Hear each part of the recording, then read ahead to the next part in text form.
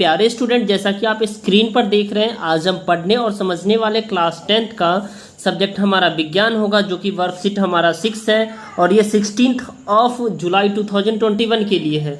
तो विद्यार्थी यहाँ पे अपना नाम लिखेंगे और कक्षा अध्यापक का नाम लिखेंगे। तो डियर स्टूडेंट, आज बेहद ही खास टॉपिक है जिसे हमें पढ़ना है और इसे हमें याद भी रखना है। ठीक है, तो परमाणु क्रमांक, द्रव्यमान संख्या और समस्थानिक, ये तीन हमें पढ़ना है। ठीक है, परमाणु क्रमांक, द्रव्यमान संख्या और समस्थानिक, इसे डिटेल में पढ़ते हैं और समझते हैं आखिर ये होता क्या है, राइट, और इसका कैसे अप्लाई करते हैं इसको।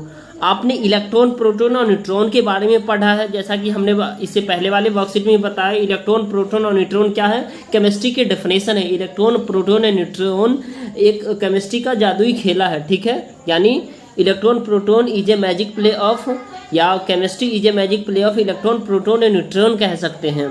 आप सोच रहे होंगे कि क्या हमें इलेक्ट्रॉन, प्रोटॉन और न्यूट्रॉन की संख्या के बीच कोई महत्व या संबंध है। आइए उनके बारे में। डेफिनेटली इलेक्ट्रॉन, प्रोटॉन, न्यूट्रॉन के बीच में जो संख्या, इसे क्या है, एक संबंध है, एक रिलेशन है, एक लिंक है। ठीक है, तो चलिए हम इसे एक एक करके समझते हैं। ठीक है, परमाणु क्रमांक, परमाणु क्रमांक यानी परमाणु संख्या कहते हैं। ठीक है, जिसको एटॉमिक नंबर भी कहते हैं अंग्रेजी में। प्रोटॉन की कुल संख्या को परमाणु क्रमांक कहते हैं, यानी प्रोटॉन की कुल संख्या को परमाणु क्रमांक कहते हैं। और प्रोटॉन संख्या को प्रतीक को Z से दिखाया जाता है, यानी परमाणु संख्या की जो प्रतीक है, यानी परमाणु संख्या को हम Z से रिप्रेजेंट करते हैं। प्रत्येक परमाणु का परमाणु क्रमांक भिन्न होता है, यानी प्रत्येक परमाणु का परमाणु क्रमांक यानी नंबर अलग अलग होता है। और परमाणु क्रमांक, परमाणु में प्रोटॉन की संख्या बराबर परमाणु में इलेक्ट्रॉन की संख्या होता है। अगर परमाणु क्रमांक हमें निकालना है तो वो उसका इक्वल टू क्या होता है, परमाणु में प्रोटॉन की संख्या और प्लस में इलेक्ट्रॉन की संख्या। जैसे सपोज डेट, ये देखिए, ये सोडियम है, सोडियम में परमाणु संख्या कितना आता है, 11 होता है। तो इसका प्रोटॉन की संख्या भी 11 है और न्यूट्रॉन की संख्या भी 11, इलेक्ट्रॉन की भी संख्या 11 है। ठीक है, और परमाणु संख्या इसका टोटल 11 है। ठीक है, तो आई होप आपको ये समझ में आया है। अब देखिए, प्रत्येक परमाणु में इलेक्ट्रॉन और प्रोटॉन की संख्या समान होती है। आ गई बात यहाँ पे, देखिए।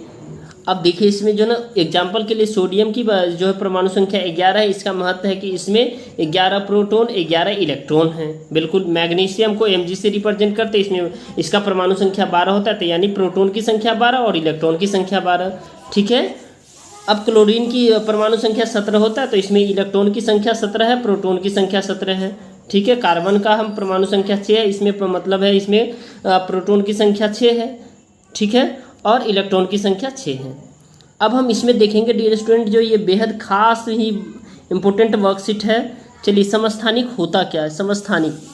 ठीक है, तो एक ही तत्व के परमाणु के रूप में परिभाषित किया जाता है जिनकी परमाणु संख्या समान होती है लेकिन परमाणु द्रव्यमान भिन्न होती है। यानी परमाणु संख्या समान होती है और परमाणु द्रव्यमान अलग अलग होती है। जैसे कार्बन, कार्बन का आप देख सकते हैं, कार्बन का जो परमाणु संख्या होता है वो 6 होता है और इसका एक होता है 12 होता है। ठीक है, कार्बन का फिर देख सकते हैं, एक 6 होता है, इसका 13 होता है। ठीक है, तो इस तरह से कार्बन का जो है ना 2 एलोट्रॉप्स है, इसको अंग्रेजी में कहते हैं। ठीक है, और इसको कहते हैं समस्थानिक, यानी इसके 2 समस्थानिक है, यानी परमाणु द्रव्यमान अलग अलग होगा, राइट, परमाणु संख्या सेम होगा।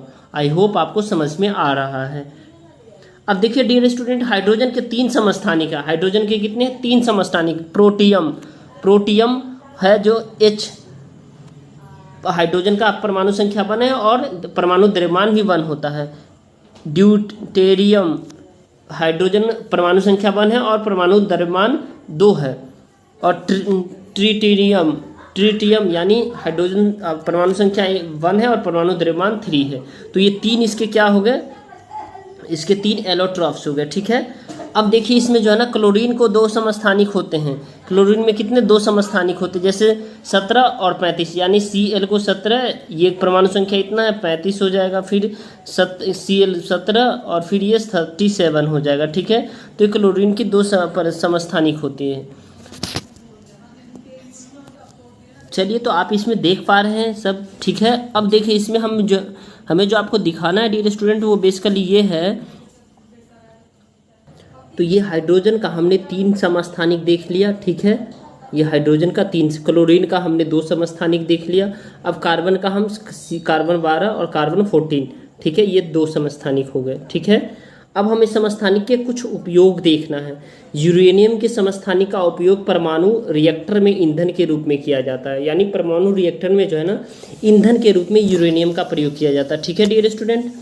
अब कोबाल्ट के एक समस्थानिक का उपयोग कैंसर के उपचार में किया जाता है, और आयोडीन के समस्थानिक का उपयोग उपयोग घेंघा रोग के लिए उपचार में किया जाता है। ठीक है, तो आयोडीन का हम क्या करते हैं, घेंघा रोग पे, यानी जो आप ग्वाइटर जो है ना डिजीज कहते हैं, जैसे गले में कुछ बड़ा सा लटकता रहता है। ठीक है, चलिए अब हम इसमें देखेंगे डियर स्टूडेंट, जो ये बेहद ही खास वर्कशीट है, बहुत ही इंपॉर्टेंट वर्कशीट है। ठीक है, चलिए तो यहाँ पे आप परमाणु क्या है, ये परमाणु संख्या, द्रव्यमान संख्या। तो परमाणु में प्रोटॉन और न्यूट्रॉन की कुल संख्या को योग को द्रव्यमान संख्या कहते हैं। ठीक है, परमाणु में प्रोटॉन और न्यूट्रॉन की कुल संख्या को द्रव्यमान संख्या कहते हैं, और इसे हम ए से दिखाते हैं। और द्रव्यमान संख्या इक्वल टू क्या होता है, प्रोटॉन की संख्या प्लस न्यूट्रॉन की संख्या। परमाणु को प्रतीक रूप में लिखना है। ठीक है, मान लीजिए कि एक परमाणु X का परमाणु क्रमांक Z है और परमाणु संख्या A है, तो प्रत्येक में इसे इस प्रकार लिखा जा सकता है कि AZ, यानी परमाणु संख्या नीचे लिखेंगे और परमाणु द्रव्यमान ऊपर लिखेंगे। तो परमाणु, ठीक है, उदाहरण के लिए आप देख पा रहे यहाँ पे जो है ना क्या है डियर स्टूडेंट, ये सोडियम Na, इसका जो परमाणु संख्या 11 होता है और ये परमाणु द्रव्यमान 23 होता है। ठीक है, तो ये रहा आपका लिखा हुआ। चलिए इसमें जो बेहद ही खास इंपॉर्टेंट जो है ना क्या है, इसमें क्वेश्चन है, इस सभी क्वेश्चंस का मैं आपको आंसर दे रहा हूँ। ठीक है, चलिए तो इस सभी क्वेश्चंस का मैं आपको आंसर दे रहा हूँ। ठीक है, ये सभी इंपॉर्टेंट क्वेश्चन हैं। देखिए तो पहला है इसमें, इलेक्ट्रॉन परमाणु में प्रोटॉन की संख्या के बराबर होता है, यानी इलेक्ट्रॉन जो है ना क्या होता है डियर स्टूडेंट, यहाँ पे इलेक्ट्रॉन पहले में ए में आएगा, बी में द्रव्यमान प्रोटॉन और न्यूट्रॉन की संख्या के योग के बराबर होता है, और सी में समस्थानिक एक ही तत्व के परमाणु होते हैं जिनकी परमाणु संख्या समान होती है लेकिन विभिन्न द्रव्यमान संख्या होती है। उसके बाद आप देख सकते हैं हाइड्रोजन के 3 समस्थानिक है, प्रोटियम, ड्यूटेरियम और ट्रेटियम। ठीक है, इसको आप यहाँ से भी लिख सकते हैं, ये रहा आपका।